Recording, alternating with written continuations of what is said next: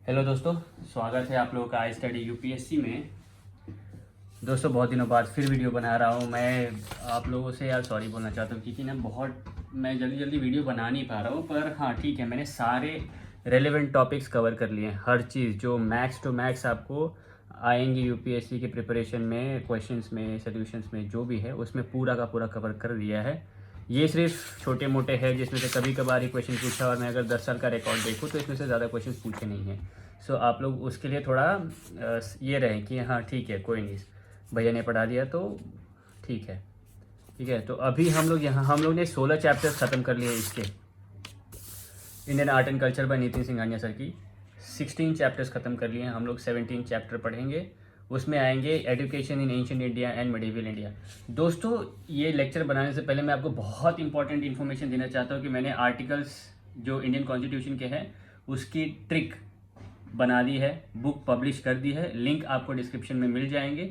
आप लोग उसको खरीदें। अमेज़ॉन पे थोड़ा प्राइस ज़्यादा है, पर फ्लिपकार्ट से और नोशन प्रेस से आप लोग उसको खरीद सकते हो। जाइए खरीदिए, मैं वो बुक पढ़ाऊँगा, ठीक है, पर अभी नहीं। अभी आप लोग खरीदे वो बुक, क्योंकि देखिए वीडियोस में बनाऊंगा तो थोड़ा टाइम भी लग जाएगा। इससे अच्छा है कि आप बुक पढ़ें, और उसके इनिशियल स्टेप्स में बताऊंगा आप लोगों को। कोई टेंशन लेने की ज़रूरत नहीं है आप लोगों को, ठीक है। बुक खरीदो, बहुत अच्छी बुक है, बहुत मेहनत लगाई है मैंने, और हमारे एक सर हैं, उन्होंने बहुत मेहनत लगाई है इन सारी चीज़ इसको बनाने के लिए। हमारी मेहनत, हमारे ट्रिक्स, जैसे हम लोगों ने याद किया था यूपीएससी में आर्टिकल्स, वो बना के रखे हैं। तो एक बार आपको वो हो गया तो आप सारे के सारे आर्टिकल्स रिकॉल कर पाओगे। यूपीएससी में डायरेक्ट क्वेश्चन आता है आर्टिकल्स के ऊपर, तो वहाँ वहाँ आपका सारा का सारा मार्क्स सिक्योर हो जाएगा। आइए चलते हैं, पहले थोड़ा सा शुरू कर ले और उसके बाद हम लोग उस बुक के बारे में डिस्कस करते हैं, ठीक है। देखिए, education in ancient India, ancient and medieval India. So आपको ऐसे मोटा मोटी तो आइडिया होगा ही कि हमारे पास एंशिएंट इंडिया में बिहार में नालंदा यूनिवर्सिटी थी, जहाँ पे बहुत सारे ट्रैवलर्स और लोग आते थे दूसरे दूसरे देश के वहाँ पढ़ने के लिए। तक्षशिला थी, विक्रमशिला थी, और भी ऐसी बहुत सारी यूनिवर्सिटीज़ थी, स्कूल्स थे जहाँ पे लोग बाहर से आते थे। इंडिया तब एक गोल्डन इंडिया हुआ करता था, जब बाहर से लोग ट्रैवलर्स आके पढ़ते थे यहाँ पे, क्योंकि नॉलेज बहुत था यहाँ पे, बहुत ज़्यादा। जब बख्तियार खिलजी ने नालंदा यूनिवर्सिटी की लाइब्रेरी जलाई तो वो 3 महीने या 2 महीने चलती रही है दोस्तों। तो आप सोचिए उसमें कितना नॉलेज था, कितना कुछ था। चलिए, education plays a crucial role in introducing the culture of the society among the masses. Education institutions have always been viewed as a temple of learning in India. Historically, India has a rich tradition of learning right from the ancient past. The very ideal and values of Indian society were founded by the education system in the Indian society in ancient India. It emphasized the normal, it emphasized the moral, spiritual, physical, and intellectual aspects of life. The educational practices had spread throughout the world from India. University flourished everywhere. Takshila was noted center for learning, and it was known for higher studies in law, medicine, astronomy, and the art. Nalanda was visited by Chinese scholar Aisang and Zhuzhang in 7th century AD. It attracted scholars from different parts of the world. The Jatak tales, accounted by several foreign travelers, including Zhuzhang and Aisang, and other sources, have depicted the king's active interest in promoting education. After independence, the nation builders worked hard to universalize the system of education and took several initiatives based on the principles of equality and social justice. National education policy was framed. Right to education was made a fundamental right, and Right to Education Act 2009 was formulated. देखिए, book पुरानी है, ये data आपको नया मिल जाएगा, ठीक है। Right to education fundamental right हो गया था। उसके बाद राइट टू एजुकेशन एक्ट 2009 आया था। आई एम श्योर कि 2019 भी आया है। तो देखिए, तो ये क्या बता रहा है कि एजुकेशन इतना इम्पोर्टेंट क्यों रहता है जब आप किसी भी सोसाइटी के बारे में पढ़ते हैं। तो किसी भी सोसाइटी का वैल्यू, मॉरल, उसके सोचने का तरीका, उसका बिहेव करने का तरीका उसके एजुकेशन पे ही डिपेंड करता है। अगर एजुकेशन सही हो तो मॉरल वैल्यूज़ भी सही आएंगी, सोसाइटी सही आएगी। ऐसे ही जब पुराना टाइम था इंडिया का, तब बहुत सारी ऐसी यूनिवर्सिटीज़ फ्लरिश हुई, जिसमें से तक्षशिला एक था। और वहाँ पे लोग हायर स्टडीज़ के लिए जाते थे, जो कि लॉज में होता था, मेडिसिन में होता था, एस्ट्रोनॉमी में होता था। एस्ट्रोनॉमी मतलब चांद तारे सितारे।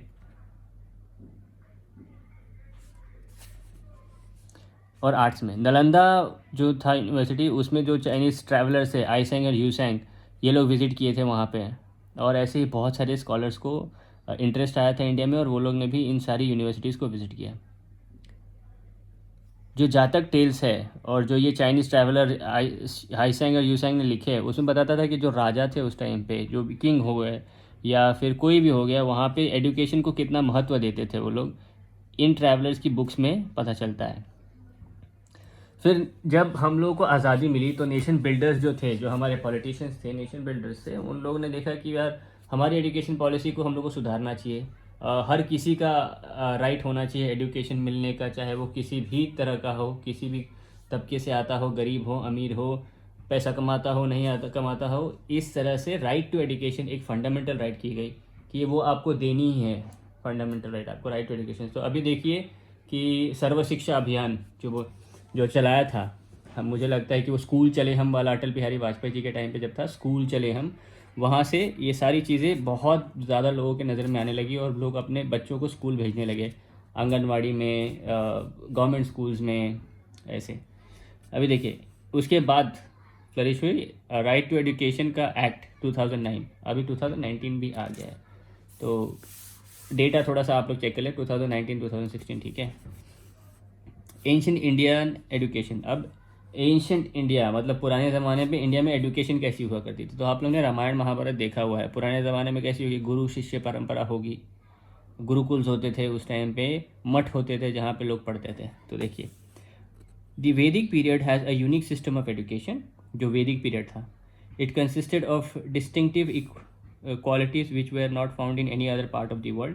The primary goal of the system of education was development of wholesome personality. So जो प्राइमरी गोल था उसका एजुकेशन का वैदिक टाइम में ये था कि आदमी का पूरा विकास हो, पर्सनैलिटी हो, होलसम, ठीक है। The ancient system emphasized on both informal and formal education. Gurukulas and forest schools were generally situated on the river banks. A cordial relationship between teacher and the student. The students regarded the teacher as their parents. Both exchanged thoughts and were united by the communication of life. The student had to observe strict regulations. Education was free. Student had to pay nothing for education in gurukulas or ashrams. One unique feature was infusion of spiritual and religious values in education. Schools follows the principle of self-sufficiency. So self-sufficiency का जो principal था उस time पे schools follow करते थे। गुरुकुल्स होते थे, आश्रम्स होते थे, वहाँ पे पढ़ने के लिए आपको पैसे नहीं लगते थे। पर गुरुकुल्स में कैसे लोग, राजा के बेटे भी और किसी के भी बेटे भी जो वहाँ पढ़ते थे, उन लोग को इक्वल ट्रीटमेंट मिलती थी। अगर राजा का बेटा लकड़ी काट के लेके आएगा और दूसरे जो राजा का बेटा नहीं है या मंत्री का बेटा है वो लकड़ी काटेगा, दोनों भी लकड़ी काटेंगे, ठीक है। जस्ट फॉर एन एग्जाम्पल, वैदिक एंड पोस्ट वैदिक पीरियड देखो। इन द वैदिक era education acquired a prominent place in society. Inclusion of the spirit of righteousness was the main feature of the system of education. Spreading the culture through practicing education was carried out without the art of writing. So वैदिक और pre वैदिक में कैसा था कि अभी आप, हमारे पास इतनी लिपीज डेवलप तो थी नहीं लिखने वाली, तो क्या होता था, जो बोलते थे वही शिक्षा दी जाती थी और वही वो लोग पालन करते थे। रिटर्न ऐसा कुछ नहीं था कि रिटर्न ऐसा कुछ नहीं था कि आप लोग को एग्ज़ाम ऐसा कुछ देना पड़ता होगा, पर दूसरे टाइप से। 3 steps of learning were prevalent in the Vedic system. श्रवणास, 3 step थे वैदिक पीरियड में सीखने के। एक श्रवणा मतलब लिसनिंग, मनना मतलब इनिशियलाइजेशन, एंड लास्टली निंध्यासना, ठीक है, मतलब meditation. Major instructions of learning were gurukulas, major institutions of learning were gurukulas, tols, parishads and sammelan. Medium of instruction was generally Sanskrit. Upanaya ceremony was performed before the individual enters the school. It was marked as the acceptance of the students by teacher. More importance was given to स्वाध्यायन और self study. देखिए, उपनयन ceremony जो था तब किया जाता था जब बच्चों को शिक्षक या टीचर स्टूडेंट्स को अपने पास एक्सेप्ट कर ले. ये क्वेश्चन एक बार मैंने यूपीएससी में देखा है, ये सेरेमनी. ऐसे ही बुद्धिस्ट में भी सेरेमनीज होती हैं, तो वो भी आप लोग को थोड़ा थोड़ा याद रखना है. देखिए, आपको पता सब चीज़ रहना चाहिए, आए या ना आए वो बात की बात है, लेकिन पता सब रहना चाहिए. ठीक है. विमेन एजुकेशन इन वैदिक एरा कैसा था, पर मेल तो पुराने ज़माने में विमेंस को ज़्यादा राइट थी एज़ कम्पेयर टू पोस्ट वैदिक एंड ऑल दैट. ठीक है. Women enjoyed high status in Vedic society. The Upanyaya ceremony was also performed for women. We find references of several women Vedic scholars such as Lopamudra, Gargi, Apala and Maitreyi. देखो, लोपामुद्रा के लिए ये बहुत important है. लोपामुद्रा मुझे comment section में आप लोग बताओ, मैंने लोपामुद्रा पढ़ा है आप लोग को. ठीक है. ये कौन थी मुझे बताएं. अपाला भी मुझे बताया कौन थी, और मैत्रेयी ये भी मुझे बताया. ये बुद्धिज़्म से रिलेटेड है. बस एक हिंट दे देता हूँ कि बुद्धिज़्म से रिलेटेड है, तो आप लोग मुझे बताएंगे. Buddhist education. After the Vedic ceremony, Buddhist education system came into existence and education spread among the common people. The main education institutions were monasteries and viharas. देखिए, बुद्धिज़्म फ्लरिश ही इसलिए हुआ था कि वो कॉमन लोगों की भाषा थी. अब जब कॉमन लोगों की भाषा थी तो कॉमन लोग भाषा में बोलोगे तो स्प्रेड ज़्यादा होगा, है ना. अगर तर्क लगाया जाए, लॉजिक लगाया जाए, तो ऐसी चीज़ें. 3 मेन फीचर्स होंगे उसके भी. देखिए, अब बुद्धिज़्म, आप जैसे ही आपके मन में बुद्धिज़्म आता है तो आप सीखते तीसरा मॉन्क और मेडिटेशन. तो 3 main features of Buddhist teachings were discipline, meditation and wisdom. Shaolin आप लोग देखते हैं ना, discipline, meditation and wisdom. Papaji ceremony were performed in monasteries after the students were admitted. After the students were admitted में तब कौन सी होती थी, pabbajja ceremony. And they had to renounce any relationship with their families. तो families के साथ सारे रिश्ते नाते उनको तोड़ देने पड़ते हैं पब्बाजी सेरेमनी में. After the pabbajja ceremony was performed, education continues for 12 years. Thereafter the upasampada ceremony was performed and the novice become a bhikshu और monk. The study of religious books was important and education curriculum was mainly spiritual. Buddhist education was organized and both the student and the teacher led a disciplined life, but less importance was given to women's education. देखिए, पब्बाजी ceremony हुई. अब पब्बाजी ceremony के बाद जब 12 साल उनकी education चलेगी तो उसके बाद क्या होगा, उपसंपदा सेरेमनी, जिसके बाद जो मॉन्क होगा, जो स्टूडेंट होगा, वो हो जाएगा भिक्षुक. ज़्यादातर रिलीजियस बुक को ही पढ़ाया जाता था और रिलीजियस एक्टिविटीज़ में ज़्यादा इंडल्ज रहते थे लोग. ये इस बुद्धिज़्म एजुकेशन में जो टीचर है और स्टूडेंट है, एक डिसिप्लिन लाइफ जीते हैं. विमेंस की एजुकेशन को बहुत कम प्रायोरिटी दी गई थी. ये क्यों दी गई थी, मैंने बुद्धिस्ट एंड जैनिज़्म फ़िलासफ़ी में बताया था कि बुद्धिज़्म क्या फ़िलासफ़ी है, जैनिज़्म की क्या फ़िलासफ़ी है.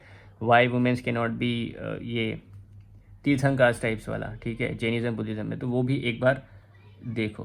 क्यों हुआ है ये जानना आपके लिए बहुत ज़रूरी है, क्योंकि आप लोगों को डॉट्स कनेक्ट करना बहुत ज़रूरी है. अब मैं यहाँ बैठ के डॉट्स कनेक्ट कर पा रहा हूँ, उसी तरह आप लोगों को भी डॉट्स कनेक्ट करना बहुत ज़रूरी है.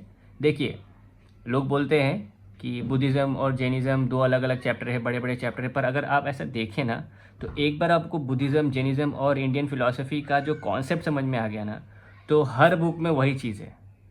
ठीक है, यहाँ से ये चीज़ लिए, वहाँ से वो चीज़ लिए, हाँ थोड़ा कम ज़्यादा हो सकता है, पर वही है. Ancient Indian universities. अभी एंशिएंट इंडियन यूनिवर्सिटीज़ कौन कौन सी थी, इसमें आएंगे तक्षशिला, महाविहारा, उसके बाद नालंदा, विक्रमशिला और भी बहुत सारी. देखिए, तक्षशिला महाविहार. It is believed to have been established around 8th century BC on the eastern bank of Indus River in present-day Pakistan, and is considered one of the oldest center of learning.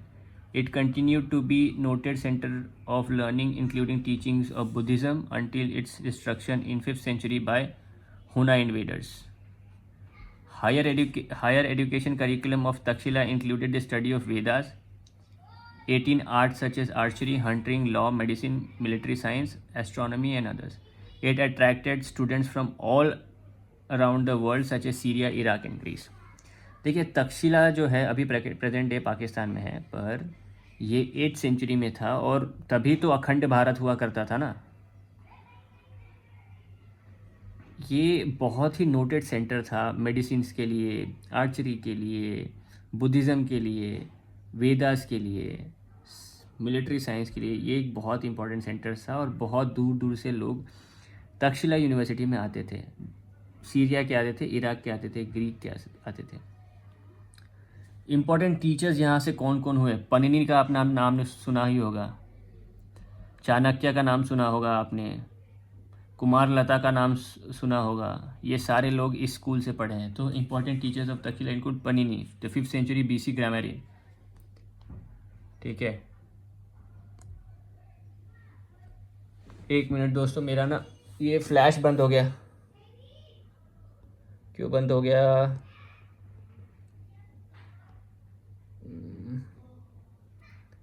यार क्या हो गया flash को यार? अच्छा ठीक है, कोई फ्लैश काम नहीं कर रहा तो मैं ज़रा लाइट चालू कर देता हूँ। अंधेरा हो गया है। आज वीडियो थोड़ा शाम को बना रहा हूँ, मैं रात को नहीं बना रहा क्योंकि आज है सैटरडे एंड सैटरडे को थोड़ा सा मैं फ्री होता हूँ, पर इतना भी नहीं। तो आप लोगों के लिए फ्री तो होना ही है। देखिए एग्ज़ाम्स आ रही है, मैं नहीं चाहता कि आप लोगों को कोई तकलीफ़ हो। बुक पब्लिश कर रखी है ट्रिक्स के लिए, articles of the Indian constitution. आप लोग डिस्क्रिप्शन में जाएं, उसको जाके ख़रीदें और मुझे रिव्यू दें, प्रॉपर रिव्यू दें कि भैया ये चीज़ सही नहीं है, भैया यहाँ पे गलत है, भैया यहाँ पे आप ऐसा कर सकते थे। तो हम लोग सब एक ही है ना, मैं भाई हूँ आपका, आप मेरे भाई हो, तो हम लोग भाई भाई की मदद करेंगे यहाँ पे। मेरे को जितना अच्छे से हुआ मैंने उतनी अच्छे से लिखा। पर एक चीज़ है कि जब मैंने पब्लिश की ना वो बुक, मैंने एक शॉर्ट्स वीडियो बना रखी है उसके ऊपर, बुक पब्लिश की तो अब मैं यूज़ करता हूँ मैक क्योंकि ऑफिस का है। तो वहाँ से जब मैंने उसको यूज़ किया तो इंडियन के बदले इंडियाना हो गया, कॉन्स्टिट्यूशन के कॉन्स्टिट्यूरियन हो गया, और वो ऐसे ही पब्लिश होकर चली गई। अब जब आप ऑनलाइन जाओगे ना तो वो आपको दिखती है। मुझे ख़राब लग रहा था वो, इसके लिए मैंने आप लोगों को लिंक दी नहीं थी। पर अभी मेरे उनसे बात चल रही है कि ये कैसे ठीक किया जाए एंड ऑल, तो देखते हैं। पर बुक के अंदर सारे कंटेंट सही है, एकदम सटीक। स्टोर पे लिस्टिंग के लिए जो नाम लगता है ना, बस वो थोड़ा गलत है, तो आप लोग प्लीज़ थोड़ा बेयर करें। गलती हुई है वहाँ पे, तो मिस्टेक तो सुधारूंगा, मैं सुधार रहा हूँ और बात भी कर रहा हूँ। और एक चीज़, मुझे नहीं पता कि अमेज़ॉन पे उसकी प्राइस इतनी ज़्यादा क्यों आ रही है, पर फ्लिपकार्ट पे और नोशन प्रेस पे वो बहुत कम है। तो आप लोग नोशन प्रेस से ज़्यादा खरीदें। मैं रेकमेंड करूँगा कि आप लोग नोशन प्रेस से ज़्यादा खरीदें क्योंकि वही हमारा पब्लिशर है। वहाँ से आप ख़रीदें तो आपको बहुत अच्छा होगा, डिस्काउंट भी मिल जाएंगे। फ्लिपकार्ट से भी खरीदें, उसमें भी आपको 5-10% डिस्काउंट मिल जाएंगे, तो कोई प्रॉब्लम है नहीं। पर ख़रीदें, पढ़ें, क्योंकि 4-5 साल की हमारी भी कड़ी मेहनत है, हम लोगों ने भी बनाया है ये सारी चीज़ें। तो आप लोगों को अगर अच्छे से याद हो जाएगी तो आप लोग उसको ज़्यादा अच्छे से इफेक्टिवली यूज़ कर पाओगे। नहीं UPSC में तो PCS में कर पाओगे, डेली लाइफ में कर पाओगे, पॉलिटिकल स्ट्रैटेजिस्ट अगर बनोगे आप तो उसमें यूज़ कर पाओगे। तो कोई खामी नहीं है, याद रखने की ट्रिक्स है, मिनोमिक्स, मेमोरी ट्रिक्स, मेमोरी मैपिंग, ये सारी चीज़ें। चलिए, हम लोग कहाँ थे? हुना इन्वेडर्स तक, ठीक है कि अच्छा ठीक है, तक्षशिला महाविहार को हुना इन्वेडर्स ने डिस्ट्रॉय कर दिया। तब तक वो बहुत ही प्रोमिनेंट सेंटर ऑफ लर्निंग था। फिर टीचर्स हमने देखे, पननी संस्कृत ग्रामरियन। मैंने सुना है और मैंने जहाँ तक पढ़ा है, संस्कृत का ग्रामर एकदम सटीक है, कहीं गलत नहीं है। सो किस टाइप की एजुकेशन दी जाती थी उस टाइम पे, आप सोचो। चाणक्य और कौटिल्य, चाणक्य नीति किसको नहीं पता? अगर आप लोगों ने चाणक्य नीति नहीं पढ़ी है तो पढ़ें, एपिक, बहुत अच्छी बुक है, ठीक है। तो चाणक्य जैसे नीतिकार जब आए हैं इस स्कूल से तो स्कूल कितना फेमस होगा और क्या क्या देता होगा, ठीक है। Kumaralata, founder of Svatantrika school of Buddhism, Svatantrika school of Buddhism क्या है मुझे बताए, पर फाउंडर कौन थी उसकी? कुमारलता। सारी चीज़ें दोस्तों मैंने कवर की है, मैं यहाँ बता सकता हूँ, बिल्कुल बता सकता हूँ, कोई प्रॉब्लम नहीं। पर एग्ज़ाम अब आप लोगों को देना है तो रिकॉल आप लोगों को करना पड़ेगा, ठीक। ठीक है, क्योंकि मेरी तो उम्र निकल गई एग्ज़ाम देने की, तो मैं एग्ज़ाम दे नहीं पाऊँगा, पर मैं आप लोगों को गाइड कर पाऊँगा। प्रोमिनेंट स्टूडेंट्स कौन थे? Takshashila include king Pasenadi of Kosala, upasaka of Buddha, Jivaka personal doctor of Buddha and Bimbisara, Charaka father of medicine, Charak मालूम है ना, Charak Samhita, and Chandragupta Maurya Mauryan king among others. तो ये लोग सब तक्षशिला महाविहार के स्टूडेंट्स थे, चंद्रगुप्त मौर्य और ये लोग। अब आते हैं नालंदा यूनिवर्सिटी। नालंदा यूनिवर्सिटी अब भी वापस खोली गई है, बहुत अच्छी है यार। बिहार इतनी तरक्की कर रहा है, प्राउड फील होता है बहुत कि अच्छा ठीक है, एक स्टेट जब इतनी सारी तकलीफ़ों से होकर, कोसी का पानी, ये पानी, वो पानी, कृषि प्रधान, और इतनी सारी तरक्की होती है उस स्टेट की ना, तो सुन के बहुत अच्छा लगता है। आप मुझसे पूछो, बहुत बहुत बहुत प्राउड होता है कि अच्छा हमारा देश तरक्की कर ही रहा है, उस साथ साथ हमारा बिहार भी तरक्की कर रहा है, तो बहुत प्राउड फील होता है। आइए, हमेशा अगर मेरे जो भाई बिहार से हैं या कहीं से भी हैं, हमेशा अपनी मिट्टी की इज़्ज़त, उसे अपने सर पे तिलक बना के लगाओ। बिहार की मिट्टी क्या नहीं दी है। बिहार का गौरव बहुत शानदार है, बहुत ज़्यादा शानदार है बिहार का गौरव। हमेशा बहुत गर्व करो उस मिट्टी का, बहुत गर्व करो उस मिट्टी पे। वो मिट्टी आपको वो ताकत देती है, वो जीन देती है आपके अंदर, कि आप संकटों से लड़ सको, चीज़ें समझ सको, बुद्धिमत्ता, इंटेलिजेंस, ब्रेवरी, क्या नहीं देती है वो मिट्टी विरासत में क्या नहीं दी है। तो मेरे जितने बिहारी भाई हैं उनके लिए दोस्तों, कोई कुछ भी कहे, कहीं के भी हो, किसी भी स्टेट के हो, कोई कुछ भी कहे कि ये है वो है, लेकिन बहुत प्राउड फील करना है अपने को, हमारी मिट्टी का, हमारे स्टेट का, हमारे राज्य का बहुत प्राउड फील करना है। बीइंग अ यूपीएससी एस्पिरेंट्स, आपको देश पहले रखना है और बाकी सारी चीज़ें बाद में। पर लोग जो कहते हैं ये कि नहीं बिहारी ऐसे हैं, वो ऐसे है, या फिर ये करते हैं वो करते हैं, सुनने की कोई ज़रूरत नहीं। वो मिट्टी बहुत गौरवशाली है। कोई आपसे वो मिट्टी बिहारियों का आभूषण है मिट्टी।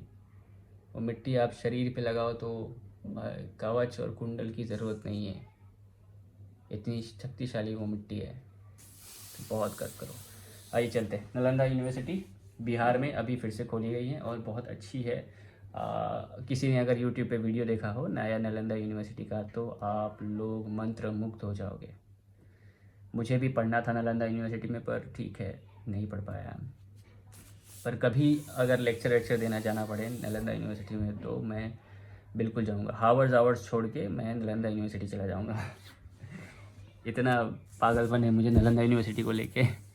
Nalanda was an ancient center of higher studies for 5th century AD to 12th century AD, located in present-day Bihar. It is said to have been founded by King Kumargupta I of the Gupta dynasty. Gupta dynasty is called the golden age of Indian empire. Okay, Gupta dynasty पढ़ाया है वो। It has been called the one of the first great universities in recorded history. देखा, one of the first great universities in recorded history. Nalanda was the place of birth and death of Sariputta, one of the dearest disciple of Buddha. सरीपुट्टा के बारे में आप लोगों को पता है, मैंने बताया है, वो एक बहुत डियरेस्ट डिसाइपल थे बुद्धा के। प्रीवियस लेक्चर्स में कवर किए हैं ये सारी चीज़ें। मैंने कहा ना, हर चीज़ हर जगह रिपीट होती रहती है, तो एक बार वो चैप्टर क्लियर हो गया तो ये सब कोई आपको टेंशन नहीं। अब सरीपुट्टा कौन थे, क्या करते थे और वो किस लिए थे, ये आप लोग कमेंट सेक्शन में लिखें। लिखने इसलिए बोल रहा हूँ ताकि आप लोग जब लिखोगे तब आप लोग को याद रहेगा कि अच्छा हाँ ठीक है, भैया ने बोला था तो मैंने भैया के इस पे कमेंट किया था, ये चीज़ें।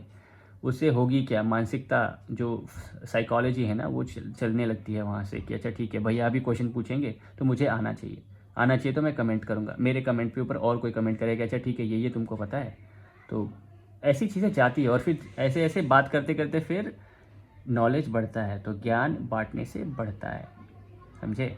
तो किया करो ये सारी चीज़ें, कमेंट सेक्शन भर दो, ओवरफ्लो कर दो, मेरे को कोई फ़र्क नहीं पड़ता, ठीक है, कर दिया करो। डिस्कशन करो आप लोग आपके अंदर, क्योंकि 125 करोड़ की ऊपर से आबादी है, और जितने लोग आप लोगों को मिलेंगे उतने लोग एक नए नॉलेज के साथ और एक नई पर्सनैलिटी और नई पर्सपेक्टिव से मिलेंगे। तो वो पर्सपेक्टिव आपको जानना बहुत ज़रूरी है। यूपीएससी में पर्सपेक्टिव किसी चीज़ का जानना बहुत इंपॉर्टेंट है। तो कमेंट सेक्शन में जाओ, कमेंट करो, कोई कमेंट कर रहा है तो उसको रिप्लाई करो और उसका पर्सपेक्टिव उस चीज़ पे जानने की कोशिश करो कि क्यों भाई तुमने ऐसा क्यों कहा है, तुम्हारा पर्सपेक्टिव क्या है इसको लेके, अच्छा तुम नेगेटिव क्यों सोच रहे हो, पॉजिटिव भी तो है। तो ऐसा करते रहो यार, कंट्रोवर्सी क्रिएट मत करना बस। देखिए, Chinese traveler Aiseng and Yusang visited Nalanda in 7th century AD. Courses were drawn from various fields, be it from Buddhism and Hinduism. Scared and secular, foreign and native. Students studied science, astronomy, medicine, and logic as delightfully as they applied themselves to metaphysics, philosophy, Samkhya, Yoga Shastra, and Veda at this scripture of Buddhism. It used to accommodate over 2,000 teachers and 10,000 students as per record and beliefs. Scholars and students from even as far as Korea, Japan, China, Tibet, Indonesia, Persia, Turkey studied here. Alexander Cunningham identified the site of Nalanda in 1861-62.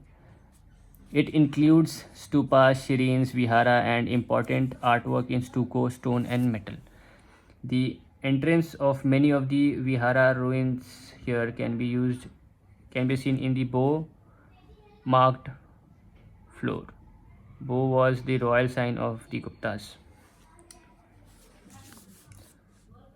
The library of Nalanda Mahavira, known as Dharmaganj, Mountain of Truth, was the most renowned repository of Buddhist knowledge in the world during that period, and it had three main buildings: Ratnasagar, Ratnadahi, and Ratna Jaka.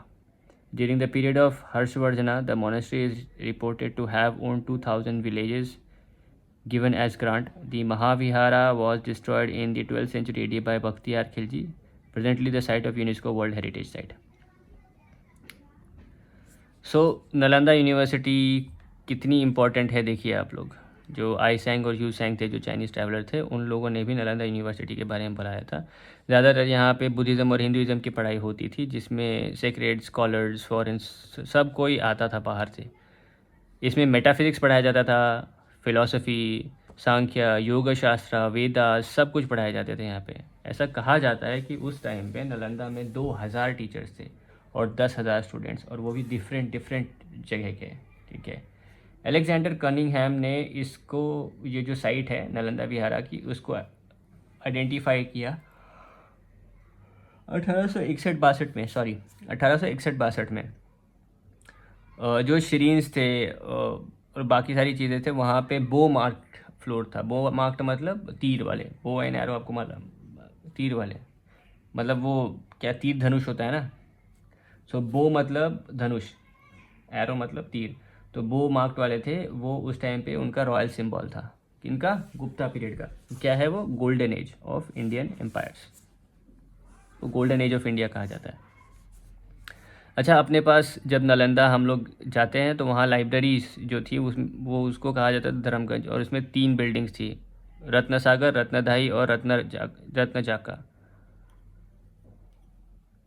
जब हर्षवर्धना का period था तब ये पूरा का पूरा जो ये था मोनेस्ट्री था, उसमें 200 विलेजेस आते थे, पर बख्तियार खिलजी ने इसको डिस्ट्रॉय कर दिया, नालंदा यूनिवर्सिटी को। तक्षशिला को किसने किया? हुना इन्वेडर्स, इसको बख्तियार खिलजी। आपने देखा ना खिलजी मूवी, क्या नाम था उसका, Padmavat, Khilji. Odantapuri Mahavihara, Odantapuri was mainly a Buddhist mahavihara situated in Bihar. आपको जितने भी ये मिलेंगे ना, सब बिहार में मिलेंगे। बिहार में क्यों मिलेंगे? क्योंकि तभी मगध सबसे पावरफुल था। सारे एम्पायर्स, ऑलमोस्ट हर एम्पायर मगध से चलाया जाता था। इसलिए मैं कहता हूँ कि मिट्टी सोना है वो। ठीक है, कदर करो उस मिट्टी की, जहाँ जाओ गर्व से कहो। हाँ, अभी बहुत सारी चीज़ें, फैक्टर्स हैं, उन सारी चीज़ों को let's not discuss that, but you should always be proud on the state you belong, the land you belong. We are proud to be Indians, but we are also proud to be Biharis, Maharashtrians, Gujarati, Tamil, Telugu, Kannada, every, because linguistic चीज़ें जब चलती है ना कि अच्छा ठीक है आप भाषा के नाम पे ये करवा लो वो करवा लो, पर मुझे बताओ कि अगर कोई भी हो यहाँ से बाहर के देश में जाता है, अच्छा भाई तुम भारतीय हो, हाँ ठीक है, फिर तो यार कहीं से भी हो कोई फ़र्क नहीं पड़ता। जब बाहर जाने पे कोई फ़र्क नहीं पड़ता तो यहाँ आने पे क्यों फ़र्क पड़ता है? नहीं पड़ना चाहिए। ये सारी बहुत फिलोसफिकल बातें और पॉलिटिकल बातें ये सारी डिस्कस करूँगा यार दोस्तों आप लोगों के साथ, ठीक है। उड़नतीपुरी महाविहार, और अगर आप लोग चाहते हो कि ये सारे डिटेल्स थोड़ा डिस्कशन में करूँ तो मुझे कमेंट सेक्शन में बताओ कि भैया ठीक है थोड़ा थोड़ा डिस्कशन भी किया करो इन सारी टॉपिक्स पे। आपकी राय जानना भी अच्छा लगता है और उस पर फिर हम लोग अपनी राय दे सकते हैं, तो बोलोगे मैं करूँगा।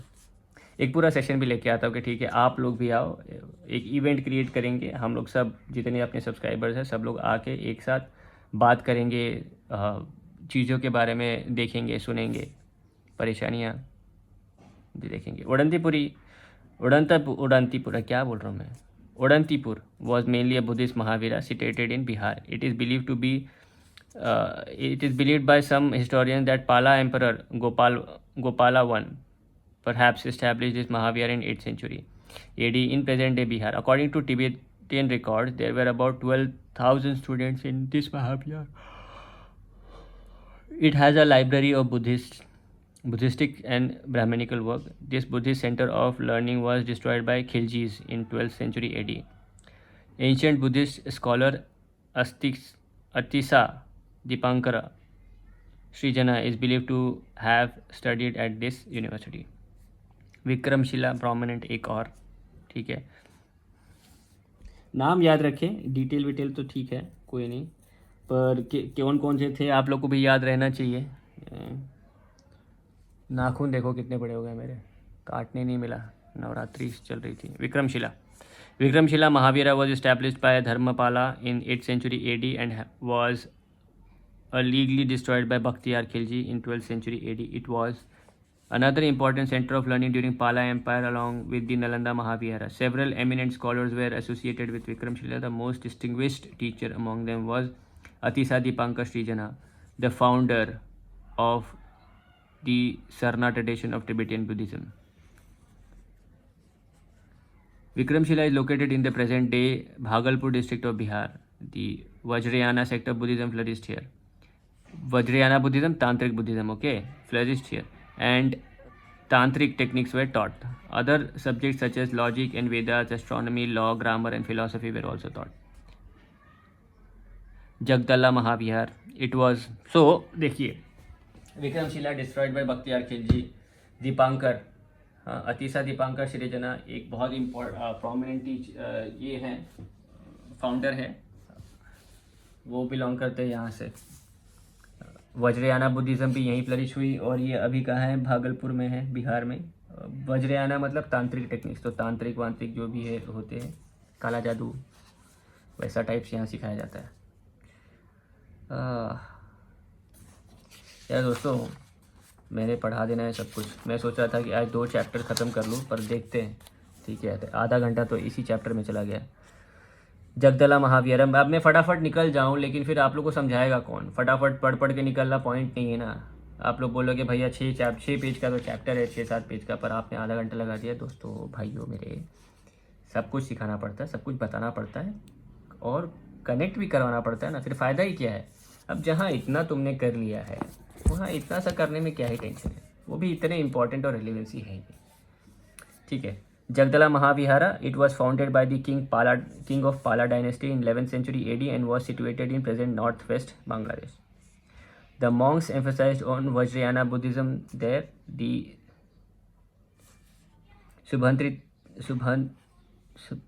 Subhasitarant Nakosa, the earliest dated anthology of Sanskrit, were compiled by Vidyakara at Jagaddala Mahavihara. It was destroyed by Bakhtiyar Khilji. देखो 3 महाविहार बख्तियार खिलजी ने डिस्ट्रॉय किए हैं.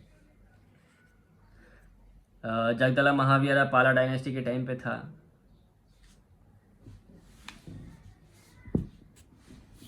और बख्तियार खिलजी ने डिस्ट्रॉय कर दिया, इतना याद रखो. Somapura Mahavihara. It was another great mahavihara build by Pala king Dharmapala in 8th century AD. It was also situated in present-day Bangladesh. It is now known as Paharup Paharpur. Buddhist monks from Bengal, Astika Srijana, stayed here for number of years. 5 great Mahaviras networked at that time and coordinated with each other. They were Nalanda, Vikramshila, Udantipur, Jagdala and Sompura. Vallabhi पे चले. Vallabhi University was an important center to learn Hinayana Buddhism between 600 AD and 1200 AD. At present, Saurashtra, Gujarat. Vallabhi was the capital of Maitraka Empire.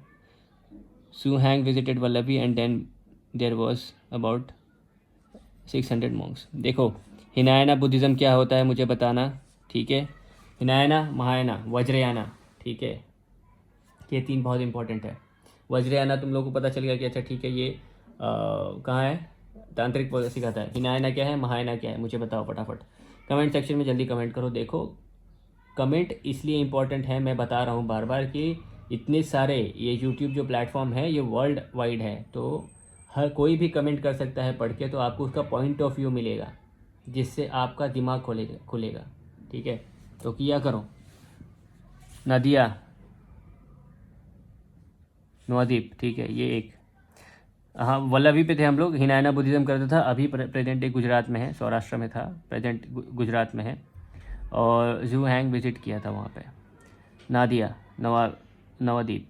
Nadia और Nabadwip is situated at the confluence of Ganga and Jalangi rivers in West Bengal. Nadia University was associated with several scholars and there were 3 centers for learning: Navdeep, Shantipur and Gopalpur. Raghunatha Shiromani, a logician in 15th century, set up a school of logic at Nadia University. Raghunatha Shiromani, ये आप याद रखो. यार मुझे दोस्तों एक चीज़ समझ में नहीं आ रही कि रघुनाथा शिरोमणि ने जब लॉजिक की लिखी है कुछ, तो हम लोग ने पढ़ा क्यों नहीं. मतलब ये 2 2 ज़ा 4, 2 3 ज़ा 6, ये सब करने से अच्छा है. और ये तो ब्रिटिशर्स लेके आए. हमारे टाइम पे क्या चलता था तब, मल्टीप्लिकेशन कैसे होते थे, एडिशंस कैसे होते थे, डिविजन्स कैसे होते थे, ये सारी चीज़ें आप लोग पढ़ोगे और मुझे भी बताओगे. ठीक है. Ujjaini, several astronomers and mathematicians were associated with Ujjain university. Varahamihira was notable astronomer who wrote Pancha Siddhantika and Brihat Samhita. Brahmagupta was an Indian mathematician and astronomer who moved to Ujjain and he wrote a practical manual on astronomy. Khandakhadyay. In Brahma Suputta Siddhanta, Brahmagupta was the first to treat zero as a number. Brahmagupta, zero की खोज किसने की थी, आर्यभट्ट ने, पर used as a number use किया किसने, ब्रह्मगुप्ता ने. And the treatise provide arithmetical rules to apply zero. Bhaskaracharya, also called Bhaskara two, became the head of the astronomical observatory at Ujjain. His notable works were Siddhanta Shiromani and Lilavati. Pushpagiri एक. उज्जैन वाला भी बहुत नाम है, उसमें से वराहमिहिर जो है जिन्होंने बृहत संहिता लिखी है वो एक बिलोंग करते थे वहाँ से. ब्रह्मगुप्त इंडियन मैथमेटिशियन थे, वो बिलोंग करते थे वहाँ से. भास्कराचार्य जिसने सिद्धांत शिरोमणि और लीलावती लिखी थी वो वहाँ पे से थे. Pushpagiri was a Buddhist mahavihara in Odisha and was mentioned in the accounts of Xuanzang and where he also visited. It flourished after 3rd century AD and spread across Laditgiri, Ratnagiri and Udayagiri hills. Sharda Peeth देख लो. It was prominent temple university between 6th and 12th century AD. It is located on the bank of Neelam River in Pakistan occupied Kashmir. It played a key role in the development of Sharda script. A.I. Al-Burani recorded the place for the first time. In Kalhani's 12th century epic Rajatarangini, Sharda Peeth is identified as site of popular veneration. The 19th century composer from South India, Muthuswami Dikshit, referred to Sharda Peeth as Saraswati's abode. Sharda पीठ बहुत important और बहुत ही prominent university या school आप समझ लो था उस time पे. 6th सेंचुरी या 12th सेंचुरी एडी के टाइम पे था. वो टेम्पल यूनिवर्सिटी था, मतलब टेम्पल के अंदर जाके लोग पढ़ते हैं, वो वैसा था. तो आपने टेम्पल यूनिवर्सिटीज़ में शारदा पीठ, तो उसमें आप लोगों ने कोई तो एक साउथ इंडियन मूवी थी मैंने देखी थी, वो उसमें वो चीज़ दिखाई गई थी. सो तर्क लगाना सीखो। देखो टेम्पल में जो लोग पढ़ रहे हैं तो क्या पढ़ रहे हैं, मतलब मूवीज से भी बहुत कुछ सीखा जा सकता है। लॉजिक डेवलप करना है, हम लोग हिंदुस्तानी है, लॉजिक हम लोग को जन्म से मिलता है। नीलन रिवर पे था, अलबुरानी वहाँ विजिट किए थे उस टाइम पे। राज तरंगिनी, शारदा पीठ, राज तरंगिनी जो लिखा गया है उसके अंदर शारदा पीठ को पॉपुलर साइट ऑफ वेनरेशन लिखा गया था। जो कंपोजर है अभी साउथ इंडिया के वो है मुत्तुस्वामी दीक्षिता, उन्होंने शारदा पीठ को सरस्वती अबोर्ड कहा गया था। मान्यकेता, known as Malkhed, Karnataka, it rose to prominence under the Rashtrakuta rule. Scholars of Jainism, Buddhism, Hinduism studied here. It has Matha or Davita school of thought. Nagarjuna Konda, it is situated 160 kilometers from Amravati in Andhra Pradesh and was the major Buddhist center with scholars from Sri Lanka and China coming for higher education. It had many viharas and stupas. It was named after Nagarjuna, a South Indian scholar of Mahayana Buddhism. ठीक है, एक south Indian scholar थे जिनका नाम था नागार्जुना, उन्हीं के नाम पे ये रखा था नागार्जुना। और वो कहाँ के थे, महायाना बुद्धिज्म। मैंने बोला है हिनायना, महायाना, वज्रयाना, ये सारी चीज़ें आप लोगों को याद होनी चाहिए। Kerala School of Mathematics and Astronomy. The Kerala School of Astronomy and Mathematics was founded by Madhava. It flourished between 14th and 16th century AD and produced many remarkable contributions in power series, trigonometry, and basics of calculus. Many distinguished scholars, including Nilkantha Somayaji, Jayatish Deva, Parmeshwara, and Acharya Panikar, were associated with this school. Tantra Samagraha, a treatise on trigonometry and astronomy, was written by Nilkantha Somayaji. तंत्र समाग्रह जो था वो किसने लिखा था, नीलकंठ सोमयाजी।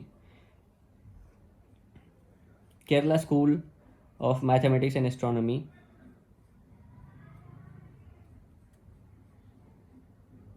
और ये किससे डील करता था, power series, trigonometry, basic calculus.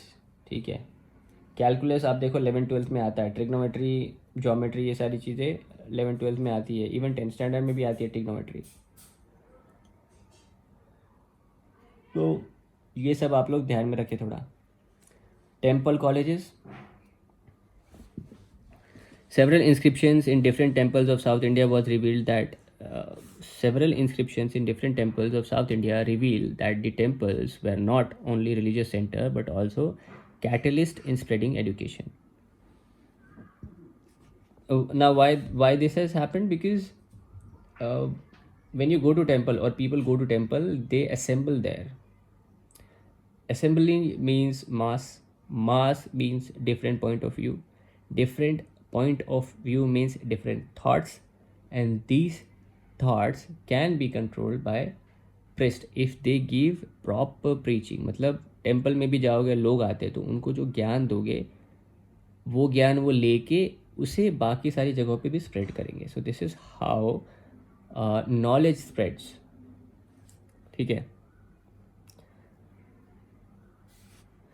Slogati pillar inscription, Karnataka, depicts the dominance of tax-free lands to the community of scholars and offer an example of temple college. ठीक है. सो जो सोलोगति पिलर इंस्क्रिप्शन है उसमें बताया गया है कि जो भी स्कॉलर्स हैं उन लोगों को टैक्स फ्री लैंड दी जाती थी, या उनके पास कितने टैक्स फ्री लैंड्स है और ऐसा उसका एक रिकॉर्ड्स रहता था. ऑफ़र किया गया है कि इनको वो दिया गया है. ये देखिए, scholars and offer an example of temple college. Depict the donation of tax free lands to the community by of scholars. तो जो स्कॉलर्स की कम्युनिटी होती थी उनको कितना टैक्स फ्री लैंड दिया गया उसके बारे में इंफॉर्मेशन कहाँ थी, सोलोगति पिलर्स पे. अनदर वैदिक college is NARM in 11th century AD. Tamil Nadu boosted inscription that detailed in subject thought, number of students and what? Another Vedic college in NARM in the 11th century AD. Tamil Nadu boosted inscriptions that detailed the subjects taught, number of students, and allowances given to the teachers. A similar temple college was located in Venkatesh Perumala Temple at Mukudal in 11th century AD. An important grammar college was located at Trivuriya in 13th century AD. An inscription of 1268 AD, Malakkapuram in Gutnur district of temple complex with a college. Malakkapuram in Gutnur district. Sorry guys. देखिए, an inscription of 1268 AD at Malakkapuram in Gutnur describes a temple complex with a college, hostel, and hospital. According to the historians, almost every religious center in South India maintained a Sanskrit school or college, and a similar system had prevailed in North India as well. Nitya Sumangali, the Devdasi, referred to a female artist dedicated to deity in a temple. So नृत्य सुमंगली मतलब क्या? एक देवदासी है जो female है और वो किसी डीटी यानी भगवान को समर्पित है, वैसा उसको बोलते थे नित्य सुमंगली. They were called Nitya Sumangalis. This system was prevalent in South India. The girls learned and practiced classical dance form and took care of temple. Agrahara, Ghatika, and Brahmpuri. Aragraha were center of learning in South India. They were biggest institution and settlements of learned Brahmins and maintained by donation in society. A Ghatika was a center of learning but small in size. Both Ghatika and Brahmapuri were cultural institutions in South India. Jain, Basadis and Buddhist viharas also served as a center of learning. Learning के centers बहुत सारे थे. अग्रहारा, घातिका. अग्रहारा में सारे learn Brahmins रहते थे. घातिका थोड़ा छोटा था एज़ कम्पेयर टू अग्रहारा, पर थे वो भी. ये सारे कल्चरल इंस्टीट्यूशंस वहाँ पे थे. अब देखिए, ये तो हो गया एंशंट मडीवियल का. अभी development of education in medieval India. Ancient का हो गया, मडीवियल इंडिया में एजुकेशन कैसे डेवलप हुए.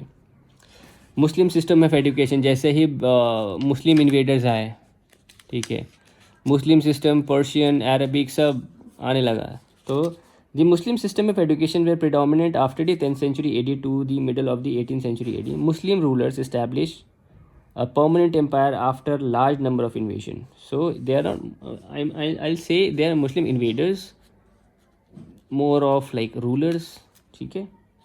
So Muslim invaders established a permanent empire after a large number of invasion. The ancient system of education was changed. The foremost objective of the system of education was expansion of knowledge and propagation of Islamic principles. So वहाँ पे जब मुस्लिम invaders rule करने लगे तो आई इस्लाम, और basic मुद्दा ही यही था कि आपने को इस्लाम फैलाना है, उसको प्रोपोगेट करना है, यही मुद्दा था. इसीलिए वहाँ वैसे एजुकेशन दिए जाते थे. अब उसमें एजुकेशन में क्या रहेगा, आपको मदरसे मिलेंगे और बाकी सारी चीज़ें मिलेंगी. Education organizations. Education received great patronage from the state, and many maktabs, madrasas, schools, and libraries were established. Primary education was provided by maktabs. Higher education was given in madrasas, and they were maintained by the rulers. Persian was generally used as a medium of education. So medium क्या use करते थे लोग education के लिए? Persian. Small education लोग कहाँ देते थे, मतलब एलिमेंट्री एजुकेशन मकतब में देते थे, और हायर एजुकेशन कहाँ देंगे, मदरसेज में. देखिए, feature of the education system क्या है. ये रुको, ख़त्म हो गया क्या इतनी जल्दी, चलो ठीक है. Features of the education system. Education receive patronage from rulers. Propagation of religions was contemplated to be of foremost important. Propagation of religion was contemplated to be of utmost importance. Much emphasis was given to vocational education. Education of women was not opposed in spite of Parda system. Women belonging to royal families received education at home. Major center of education during medieval time were Delhi, Agra, Jaunpur, and Bidar, among others. Many madrasas were built by Alauddin Khilji in Delhi during the region of Mughals. Delhi was the most important center for education. An institution for the study of astronomy was built by Humayun. Akbar showed great interest in education. He built many schools in Fatehpur Sikri. Akbar established a transaction department and library for women. Bidar was a city in South India under Brahmin rulers. Many maktabs were built by Muhammad Gawan in Bidar. So importance क्या था उस system का, या फिर जो education system वो लोग बनाते थे उसका इम्पोर्टेंस क्या था? सबसे पहला इम्पोर्टेंस रिलीजन अपना प्रोपोगेट करना है। दूसरा ये कि जो भी रिलीजन्स है या फिर जो भी एजुकेशन है उसको पेटर्नेज मिलेगा रूलर से। वुमेन की एजुकेशन भी इंपॉर्टेंट रखती थी, वोकेशनल स्टडीज़ भी वो लोग करवाते थे, पर वुमेन जो बड़े घरानों की थी उनको एजुकेशन घर पे ही मिलता था। वो टीचर होंगे या जो भी होंगे वो लोग घर पे आते थे और उनको एजुकेशन दिया जाता था। इम्पॉर्टेंट सेंटर्स क्या हो गए? अब मुस्लिम इन्वेडर्स आए तो इम्पॉर्टेंट सेंटर्स क्या हो गए उनके लिए? आगरा, दिल्ली, जौनपुर, बिदर। बहुत सारे इंस्टीट्यूशन अलाउद्दीन खिलजी ने मदरसे बनाए, क्योंकि अब देखो मुस्लिम इन्वेडर्स आए हैं तो उनको रूल करने के लिए, क्योंकि उनका जो रूलर्स है या जो भी है वो तो पर्शियन लैंग्वेज में चलता है या उर्दू में चलता होगा समझो, पर जब शिक्षा मिलेगी नहीं लोगों को तो कोई उनके लिए काम करेगा नहीं, तो वो सीन है, वो भी कराते थे। तो ये हो गया दोस्तों आप लोगों का school education system in ancient and medieval India. Modern India में वी हैव एजुकेशन पॉलिसी, ठीक है, 2009 राइट टू एजुकेशन, सर्व शिक्षा अभियान, ये सारी चीज़ें हैं अपने पास। देखिए दोस्तों चैप्टर छोटा है, मैं करवाने को करवा सकता हूँ उसको, ये फटाफट पढ़ा के निकल सकता हूँ, लेकिन नहीं, मुझे आप लोगों को समझाना है, ठीक है, और line by line page bye page word by word पढ़ रहा हूँ, ठीक है, तो कुछ पॉइंट मिस नहीं होगा। तो ये रही बात दोस्तों, सब्सक्राइब करें चैनल को। देखिए मैं फ्री एजुकेशन दे रहा हूँ एंड आप लोगों के लिए ट्रिक्स बना के लेके आ रहा हूँ, सब कुछ लेके आ रहा हूँ, थोड़ा सपोर्ट भी करो मुझे। देखिए कॉर्पोरेट जॉब करता हूँ 9 से 12, 9 से 6, और फिर आते आते बहुत टाइम हो जाता है यार, तो थक भी जाता हूँ, पर फिर भी सोचता रहता हूँ कि अच्छा आप लोगों का स्टडीज़ नहीं रुकना चाहिए, तो कुछ ना कुछ करना ही पड़ेगा। तो इसलिए इतने दिनों में वीडियोस नहीं बनाए, क्योंकि वो बुक पे हम लोग काम कर रहे थे आप लोगों के लिए, और वो बुक अब आप लोगों के लिए अवेलेबल है। आप लोग डिस्क्रिप्शन में जाए, वहाँ चेक करें, मैंने बुक की लिंक दी है। मुझे ऐसा लगता है कि आप लोग ज़्यादातर मोशन पेज से करेंगे तो बहुत अच्छा होगा, थोड़ी सस्ती मिल जाएगी, फ्लिपकार्ट से भी सस्ती मिल जाएंगी, लेकिन अमेज़ोन से मैं बात कर रहा हूँ, उसमें बहुत ज़्यादा महंगा दिखा रहा है, तो हम लोग वहाँ बात कर रहे हैं। टाइटल आप लोग को बताया थोड़ा सा इशू हो गया है, तो उसके लिए भी मैं बात कर रहा हूँ, लेकिन बुक ऊपर से लेकर नीचे तक सब सही। तो आप लोग चिंता ना करें, वो बुक पढ़ें और मुझे रिव्यूज़ और कमेंट्स है। मैं तब तक आप लोगों को मिलूंगा अगले लेक्चर में, लेकिन आप लोग रिवाइज़ करते रहें, ठीक है, ऐसा नहीं कि भैया पढ़ा नहीं रहे तो मैं पढ़ूंगा नहीं, रिवीजन करते रहें, वो ज़्यादा इंपॉर्टेंट है आप लोगों के लिए, पक्का। अब आगे चलेंगे हम लोग स्कूल ऑफ फिलोसफीज़ में। मैंने बुद्धिज़्म जैनिज़्म ऑलरेडी पढ़ा रखा है, इसमें न्याय वैशेषिका, मीमांसा, चारवाका वारवाका आएगा, तो वो भी छोटा है, मैं कवर कर लूँगा, टेंशन मत लो आप लोग। उसके बाद Indian cinema not that relevant, ठीक है, आता है नहीं आता है, कोई फ़र्क नहीं पड़ता। साइंस एंड टेक्नोलॉजी में वही आपको स्कॉलर्स मिलेंगे। कैलेंडर्स में आपको मिलेगा साका कैलेंडर और बाकी न्यू ईयर कैलेंडर जो भी यूज़ करते हैं, ठीक है। सो अब चिंता ना करें, मैं हूँ यहाँ पे बैठा हुआ आप लोगों के लिए वीडियोस बनाना और आप लोगों को सब सही समझाना मेरा काम है, बिना पैसे के कुछ नहीं। तो दोस्तों मिलता हूँ मैं आप लोगों से अगले वीडियो में, तब तक के लिए आप लोग पढ़ते रहें और बुक को ख़रीदें, चैनल को सब्सक्राइब करें, शेयर करें वीडियोस। दोस्तों मैं फ्री बता रहा हूँ, यहाँ पे फ्री में एजुकेशन दे रहा हूँ, फ्री, ठीक है, फ्री में एजुकेशन दे रहा हूँ, वो भी इतना मेहनत लेके, कुछ हिडन, कुछ ऐसा कुछ नहीं है, word to word, page to page, line by line, ठीक है। तो दोस्तों रेकमेंड करें अपने दोस्तों को कि देखो भैया कैसे पढ़ा रहे हैं, अगर कुछ होगा तो भैया आप लोगों को पर्सनली गाइड करेंगे। आपका नंबर मुझे शेयर कर देना, मैं आप लोगों को पढ़ाऊँगा, गाइड करूँगा। चलिए ठीक है, मिलता हूँ आप लोगों से अगले लेक्चर में, तब तक के लिए जय हिंद, जय भारत।